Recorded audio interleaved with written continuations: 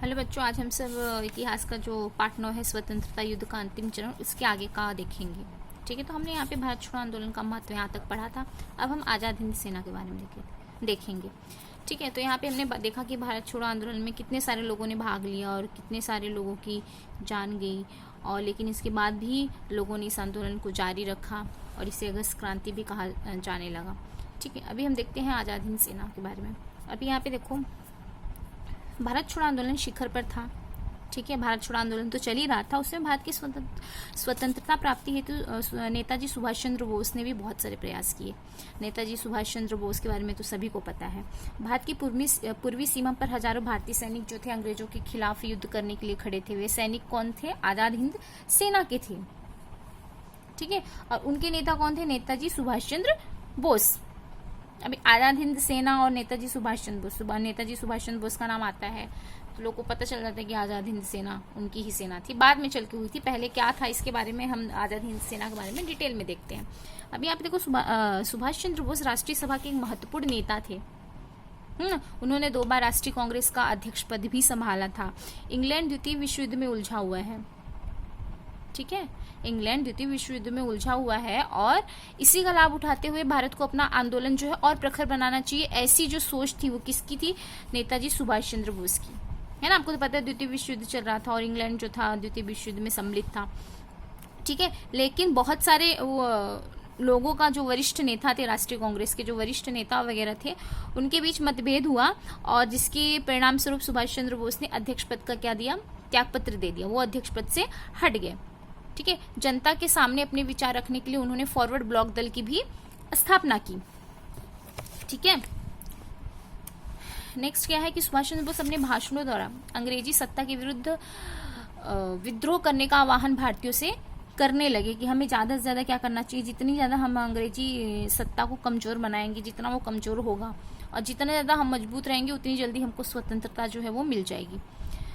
जिसके परिणाम स्वरूप क्या हुआ? सरकार ने उन्हें बंदी बना लिया, है ना। आपको तो पता ही है कि, या फिर पढ़ोगे तो आपको पता ही चल जाएगा कि जो भी अंग्रेजों के खिलाफ बोलते थे, कुछ भी इस तरह का मुद्दा रखते थे तो उनको सीधा जेल में डाल दिया जाता था, बंदी बना लिया जाता था। ठीक है, उन पे दमन नीति किया जाता था। तो ये सारी चीजें जो थी अंग्रेज सरकार वो करती थी। सुभाष चंद्र बाबू ने जेल में आमरण अनशन प्रारंभ किया, यानी कि उन्होंने खाना पीना सब छोड़ दिया। इसलिए सरकार ने उन्हें रिहा कर उनके घर में नजरबंद बनाकर रखा, यानी कि वो घर से बाहर नहीं जाएंगे, वो घर में ही रहेंगे। ठीक है, ऐसा किसने किया? अंग्रेज सरकार ने। परंतु सुभाष चंद्र बोस वहां से भेष बदलकर निकल गया और 1941 के अप्रैल में वो कहाँ पहुंचे? जर्मनी पहुंचे। समझ में आ रही स्टोरी आप लोगों को सुभाष चंद्र बोस की?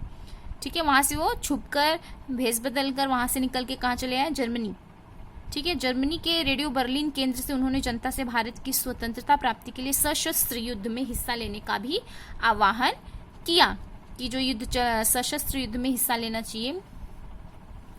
इसी समय रासबिहारी बोस ने सुभाष बाबू को जापान आने का निमंत्रण दिया।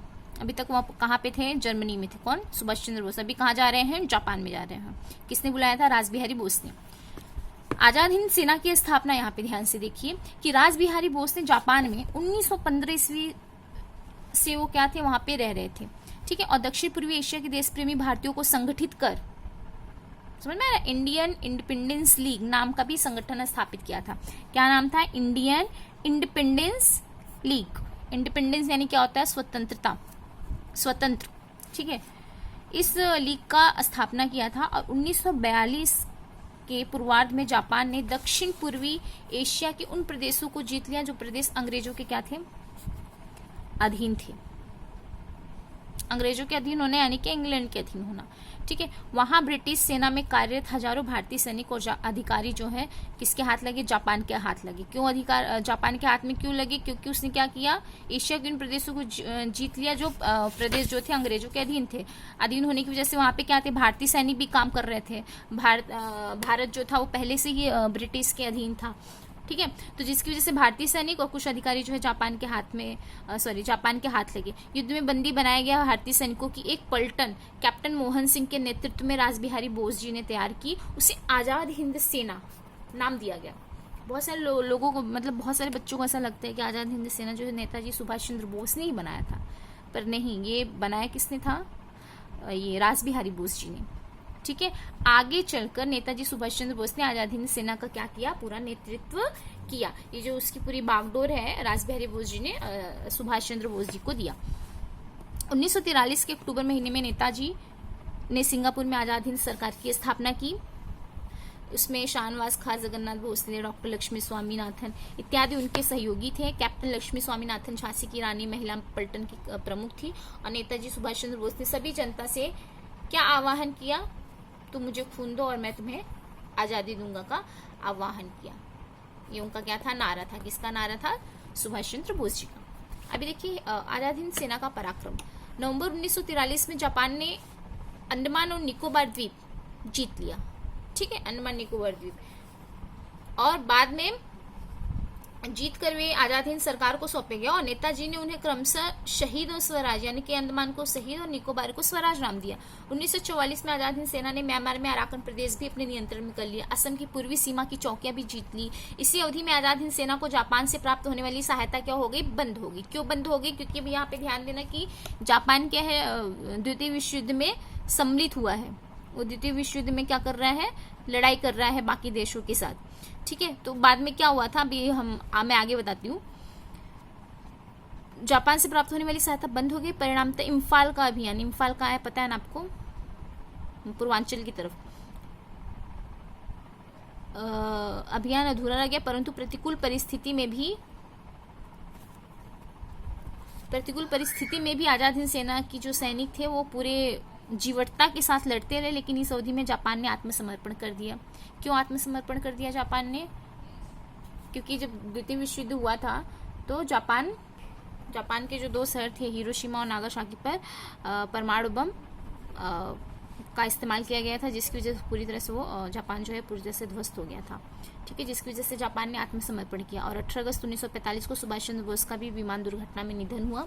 बाद में लोगों को सुभाष चंद्र बोस जी का ऐसा कुछ शरीर नहीं मिला, लेकिन बहुत सारे लोग बोलते भी हैं कि वो जिंदा थे या फिर मतलब मर गए। एक्चुअली कुछ इसमें क्लियर नहीं हो पाया था, पर सुभाष चंद्र बोस का विमान दुर्घटना में निधन हो गया। इस स्थिति में आजाद हिंद सेना को हथियार डालने पड़े और जो है आजाद हिंद सेना का कार्य जो है वहां पे एक तरह से जो बोल सकते हैं युद्ध का जो रोमहर्षक युद्ध था वो क्या हो गया, समाप्त हो गया। क्योंकि जो सुभाष चंद्र बोस जी थे वही उनके यहाँ ही दुर्घटना में निधन हो गया था।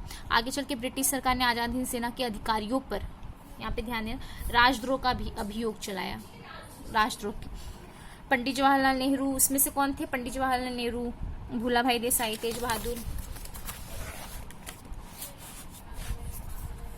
सप्रू जैसे निष्णात और बुद्धिमान विधि विद्वानों ने उनके बचाव का कार्य किया। परंतु सैनिकी न्यायालय ने उन अधिकारियों को दोषी ठहराकर आजीवन कारावास का दंड सुनाया। यानी कि ये जो लोग थे उन्होंने क्या किया था, प्रयत्न किया था बचाने के लिए, लेकिन फलतः भारतीय जनता में अंग्रेज सरकार के विरुद्ध प्रखर असंतोष उत्पन्न हुआ और अंत में सैनिकी न्यायालय द्वारा दी गई सजाएं सरकार को निरस्त भी करनी पड़ी।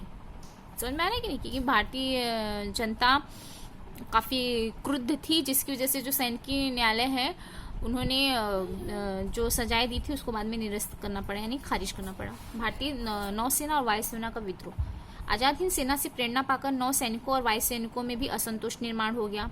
उसका विस्फोट 18 फरवरी 1946 को मुंबई में ब्रिटिश युद्धपोत, तलवार नाम है, पर हुआ। सैनिकों ने युद्धपोत पर तिरंगा ध्वज लहराया, ठीक है, और अंग्रेजी सत्ता के विरुद्ध नारे लगाए। ब्रिटिश सरकार ने सेना भेजकर 9 सैनिकों पर गोलियां चलवाई, क्योंकि वो उनको पसंद नहीं था मतलब क्या है, भी उनका रूल चल रहा है तो उनको अच्छा नहीं लगा, वो नहीं लगा, तो उन्होंने वही दोबारा अपनी जो उनकी नीति होती है, दमन नीति करना, लोगों को जेल में डाल देना बेवजह, ये सारी चीजें। तो वहां पे ब्रिटिश सरकार ने सेना भेजकर 9 सैनिकों पर गोलियां चलवाई। उसका जवाब भी विद्रोहियों ने गोलियों से ही दिया, ठीक है। मुंबई के श्रमिकों और आम लोगों ने भी 9 सैनिकों को समर्थन दिया। अंततः सरदार वल्लभ भाई पटेल ने मध्यस्थता की और 9 सैनिकों ने शस्त्र नीचे रखे, यानी कि सरदार वल्लभ भाई पटेल जो थे वो बीच में आए, उन्होंने बचाव किया और बाद में 9 सैनिकों ने शस्त्र जो है वो नीचे रखे, यानी कि वहां पे शांत हुए। मुंबई में हुए 9 सैनिकों के विद्रोह को समर्थन देने के लिए दिल्ली, लाहौर, कराची, माला, मेरठ आदि स्थानों पर वायुसेना के अधिकारियों ने भी हड़ताल की घोषणा की। समझ रहा है। यह विद्रोह ब्रिटिश सत्ता के विरुद्ध असंतोष की भावना का पराकाष्ठा तक पहुंचने का सूचक था। यानी कि कितनी असंतोष की भावना थी, यानी कि कहने मतलब ये असंतोष की भावना तो पहले से ही थी, लेकिन किस तरह से जो है धीरे धीरे लोगों में बहुत ज्यादा भी ये हो रहा है कि नहीं, अब हमें कैसे भी स्वतंत्र होना है, हमें अंग्रेजों के बंधन से मुक्त होना है। इस प्रकार 1942-1946 ईस्वी की अवधि में भारत में ब्रिटिश सत्ता की नींव चरमरा गई। मतलब बोलते हैं ना, थोड़ा सा हिल गई।